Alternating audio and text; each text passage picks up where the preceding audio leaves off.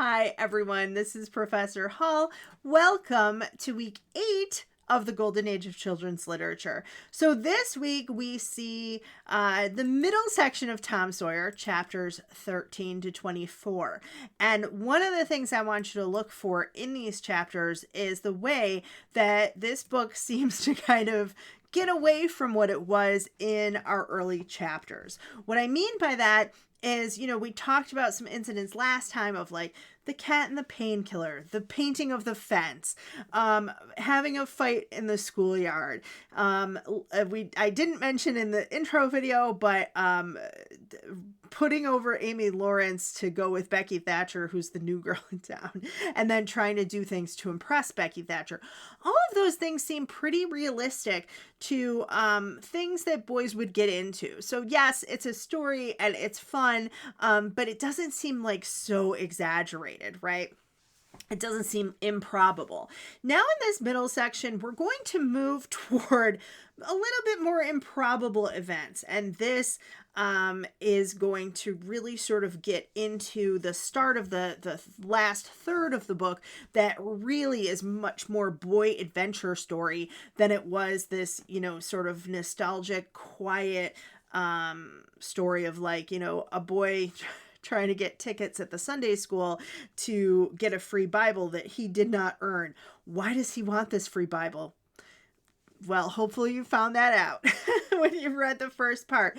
So here we have a few other more improbable incidents.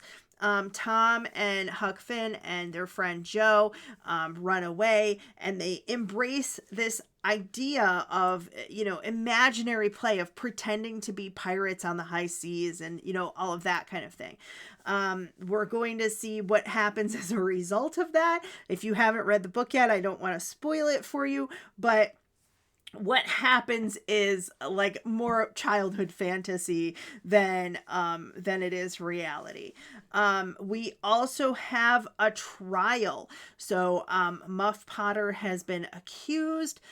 He is going to trial, and Tom is forced to testify against someone else to make sure that Muff Potter isn't wrongfully blamed for this crime. And that's going to really set us up for this last third, which involves things like treasure hunting and being in caves and being chased and all of this kind of thing.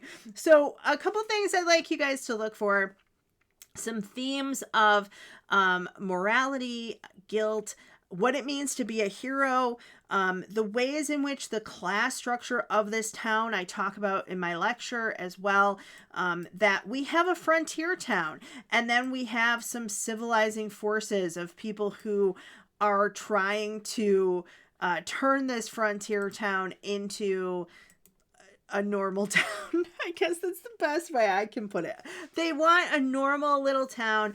The seaport has been bringing in some money, certainly with all of the steamships and things like that. And I talk about those in my lectures as well. So some things to look for are the changing of the book from kind of that realism, local color into slowly boys' adventure novel, the issues of social class, of the way that children are treated based on that social class, the hierarchy in the town, certainly some race relations in the background, and also with Joe, and then also how the